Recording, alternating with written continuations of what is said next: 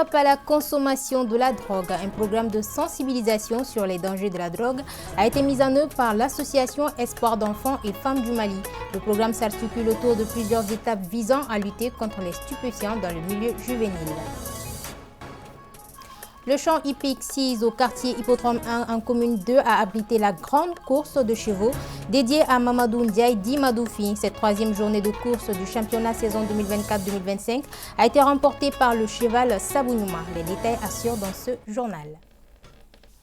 Lundi 9 décembre 2024, merci de nous suivre. Bonsoir à tous.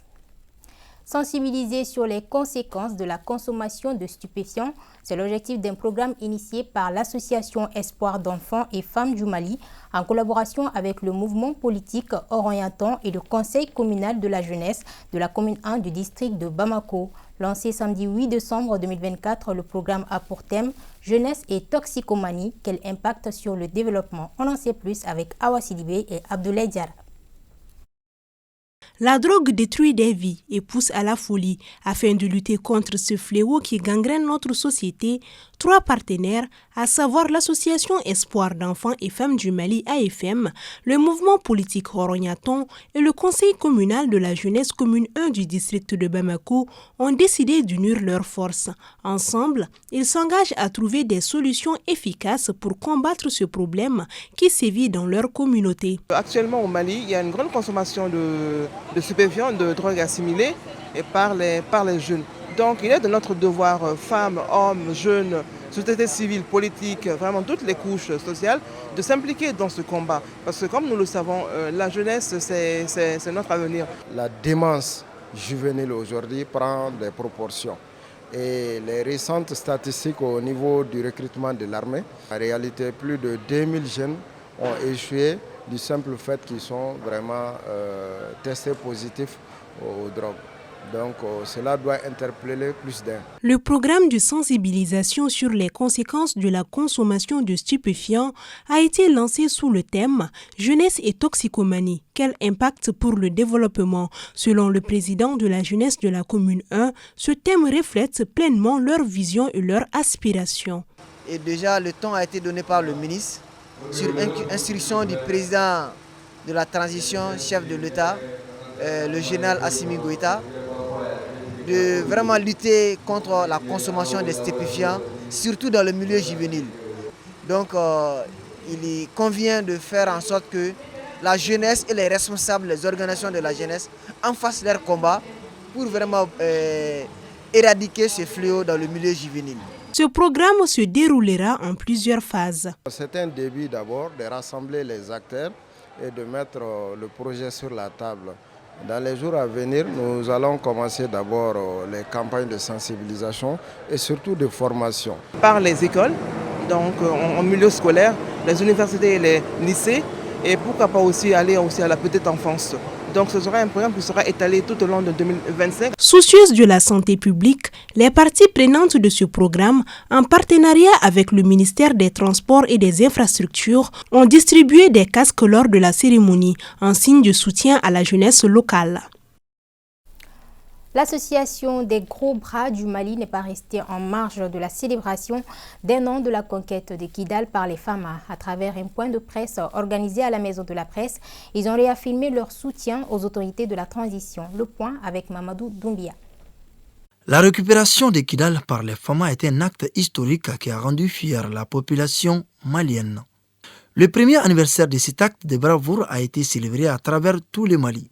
C'est en ce sens que l'association des gros bras du Mali a organisé ces points de presse. Nous avons organisé ce point de presse afin de rendre hommage aux vibrants soldats qui se sont sacrifiés pour le service même des Maliens. Parce que quand on parle du Mali, on parle de ces soldats qui se sacrifient jour et nuit pour la souveraineté retrouvée. Ils étaient nombreux, femmes et jeunes leaders, à prendre part à cette activité. Aujourd'hui, nous avons un sentiment de joie qui nous anime.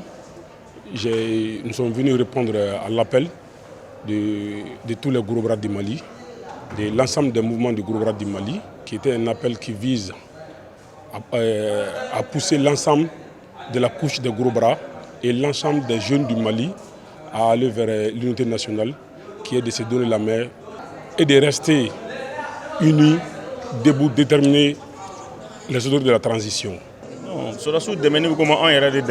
Aider nos forces armées maliennes, c'est de porter assistance à soi-même. Nous saluons les gros bras pour l'initiative concrétisée. Ce sont les militaires qui ont libéré notre pays. Nos interlocuteurs affirment que la vision de la transition demeure leur priorité. Ils s'engagent à multiplier ce type d'initiatives pour manifester leur soutien indéfectible aux femmes. Un mot de culture pour parler plus précisément de concert.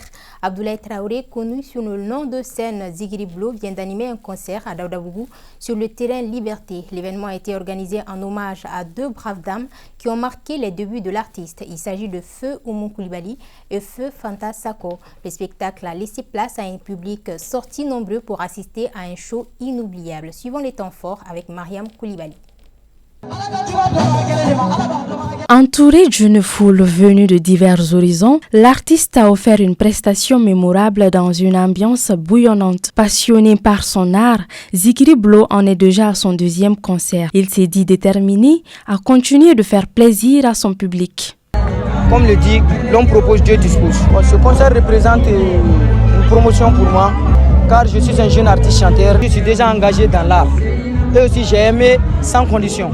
C'est avec des larmes aux yeux, oui des larmes de joie, que la marraine de cet événement a exprimé sa gratitude envers Zigiri Blo pour son parcours et son hommage émouvant. Je voudrais bien que Zigiri Blo soit connu de tous et qu'il puisse se faire une place dans la musique. Je lui souhaite bon vent. Ses proches et ses fans, quant à eux, n'ont pas manqué l'occasion de lui souhaiter une belle carrière et beaucoup de succès. Zigiri Blo est très talentueux. J'invite toutes les bonnes personnes à l'aider à évoluer dans ce domaine.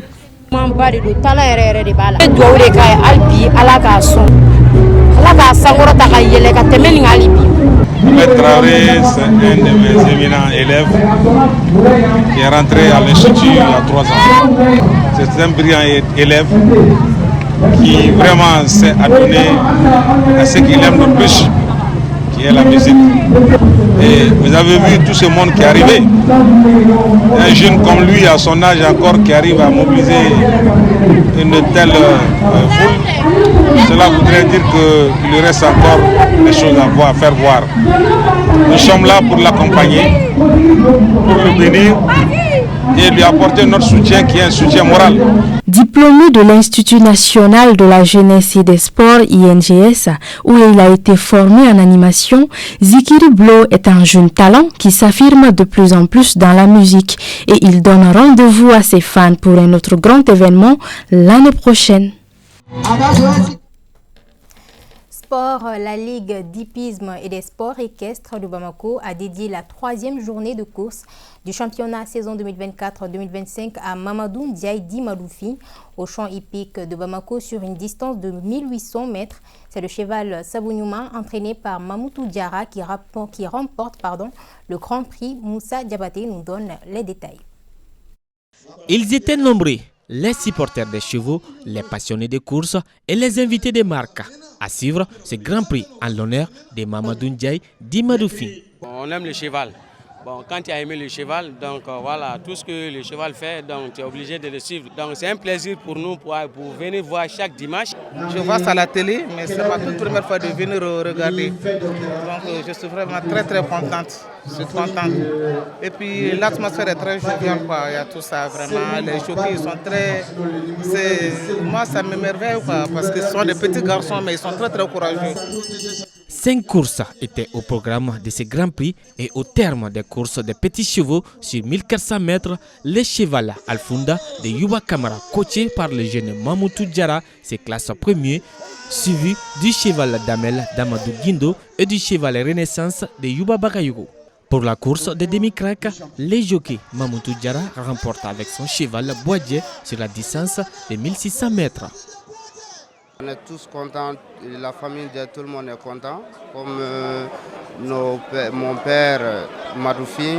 Donc on est tous contents d'être là aujourd'hui, le représenter et ça fait une belle course. Non mais Mamadou Ndiaye Di Madoufi, donc tout le monde le sait, tout le monde le connaît, il est le plus grand propriétaire, il a beaucoup aidé cette hippisme, il a beaucoup donné Donc tout ce que nous on peut le remercier, c'est dédier une course vivant pour qu'il fasse ce qu'il a fait. Et pour terminer avec les spectacles attendus, la course des courses ou encore la course réservée au crack, le cheval Sabounyouma, inscrit son nom dans l'histoire du hippisme malien, remporta la course de 1800 mètres de cette première édition du Grand Prix Madoufi. Je suis très content pour cette victoire car c'était le Grand Prix de notre chef et il fallait le remporter selon les consignes de notre coach. Donc je remercie le bon Dieu de nous avoir facilité la tâche. La saison 2024-2025 continue avec d'autres prix au calendrier de la Fédération malienne des hippismes et des sports équestres. Voilà, ceci met un terme à cette session d'information. Merci de l'avoir suivi. En ce début de semaine, nous vous souhaitons d'excellents moments de télévision en compagnie des programmes de ORTM2.